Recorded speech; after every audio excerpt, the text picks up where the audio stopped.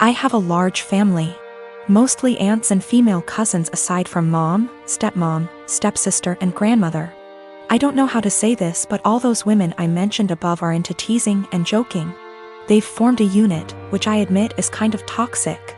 And they'd tease and roast every new woman that enters the family by marriage by setting up tests to see if they deserve to be part of the family, or roast their looks and styles to the point of breaking confidence and self-esteem down. Then after a few months of teasing, they'd announce that they've finally welcomed them into the family. The newest member would join in on the teasing too, which is crazy, as my dad says.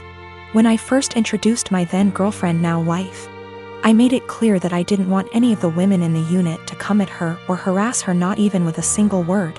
They went behind my back and roasted her looks and job, and I discovered they've been doing it on Facebook.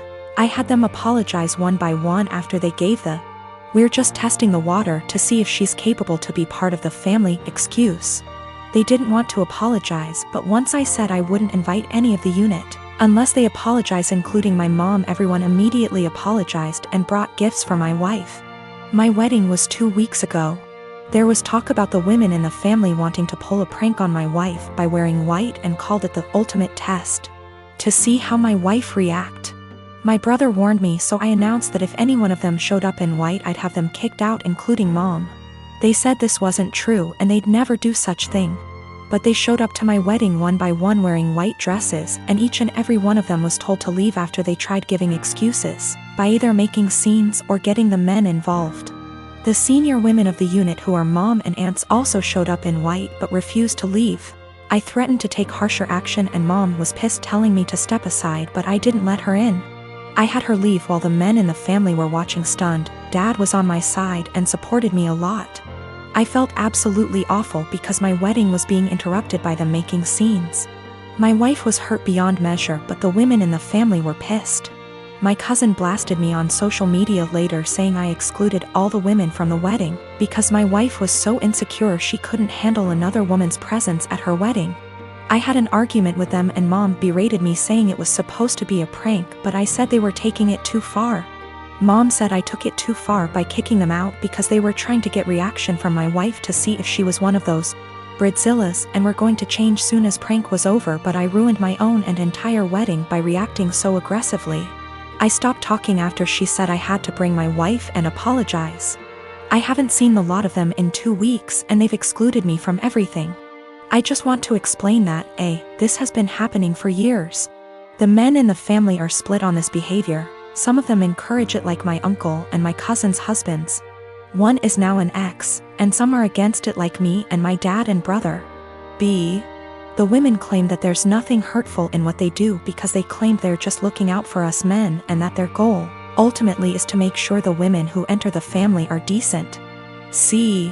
My dad always ends up arguing with my mom and grandmother, since they're the ones who started this whole thing with their behavior and attitude towards other women. And I'm not sure if I should mention this, but my male cousin, who's a middle schooler, said he'd make sure to leave the country before even meeting any woman because of this, and it made me chuckle. Also, the dresses they showed up in were simple white dresses, nothing over the top, but still were white dresses. I realized they went ahead with their plans even after I stated what I'd do in that case. My husband Derek and I have been married for 3 years, together for 7 total. Several years ago, about 6 now, I guess, I worked closely with a male coworker, Paul, that Derek was never fond of. Paul and I never had an inappropriate relationship. Derek's jealousy wasn't completely out of nowhere. I get why he felt that way. Those couple years were a perfect storm of relationship stress. I was working long hours. We were living apart after trying and failing to move in together. Our relationship was still fairly new. And then you add in a handsome coworker I had to spend long hours with and saw more than my boyfriend at the time. Paul was the source of several fights. Again, we never did anything that wasn't completely kosher. Eventually, I told Derek he needed to trust me and get over it, or we were going to have to break up. He said he would stop worrying, and for the most part things were good. When Paul transferred out of state a few months later, things were really good. There were no worries at all, and our relationship has been amazingly strong ever since. This last weekend, my husband went out with a couple friends to some bars and a football game. When he came home, He was pretty wasted. We talked for a bit, and he mentioned how a friend of his had told him that he broke up with his girlfriend because she cheated on him. I commented on how that was a bummer and good for him for finding out before they got too serious. Derek, however, had a different take on it. He said it was a shame because they had seemed like a good couple, and if they really loved each other, his friend could move past the cheating. Just like he had with me. At first I thought my husband was admitting to cheating on me, and asked him what he meant. He told me he always knew that Paul and I had slept together at least once all those years ago. But he knew I was the one for him and forgave me. I told Derek that I had never so much as even hugged Paul, except maybe at his going away party, let alone slept with him. Derek sort of just patted me on the arm, said of course, and passed out. The next morning I asked him about the conversation and he said it was okay, he had forgiven me, it wasn't even an issue. I again stressed that I had never cheated on him with anybody and I needed him to believe me. He sort of did the same, of course you didn't, babe wink thing again, and went to work. Every time I've tried to talk to him since, he won't hear me out. I'm this close to losing it with him. I need him to know that I never cheated, and I'm hurt that he thinks I would do something like that. What do I do? Do I just let him have this since it's not really hurting anything, or what? I don't want my own husband to think so little of me that he thinks I would cheat. That's not who I am. Back in November 2018, I was arrested at work in front of my boss and coworkers. It was the most humiliating thing I've ever experienced. I later learned at the police station that I was being charged with multiple felonies. This came as a huge surprise. Luckily, I was able to keep my wits and lawyer up instead of speaking with the detective. For $13,000, which completely wiped my savings, I was able to retain a criminal defense attorney. However, it cost me everything, and I was unable to pay my bond. This resulted in me staying in jail for a total of 54 days. At a status hearing, my attorney presented video evidence of me gassing up my car 3 hours away from where the crimes took place, and I ended up having all my charges dismissed. When I finally got out, I learned that I had lost my job, was in the process of being evicted, and my son was in the state's care. His mother is a heroin addict, and I haven't spoken to my own parents in nearly 15 years. They wouldn't let him go to my girlfriend because they didn't consider her family. Since my release, I've learned that I can't sue the police, and no one gives a shit that I was locked up for 54 days because the detective did poor investigation work. I've gone to the local press about this and was told that what happened to me happens quite a bit. They took down my info but never followed up. So what I did was create a website sharing my story. I also uploaded the police report and some other documents from the discovery. Literally, the only reason why I was arrested was because an eyewitness said they saw me.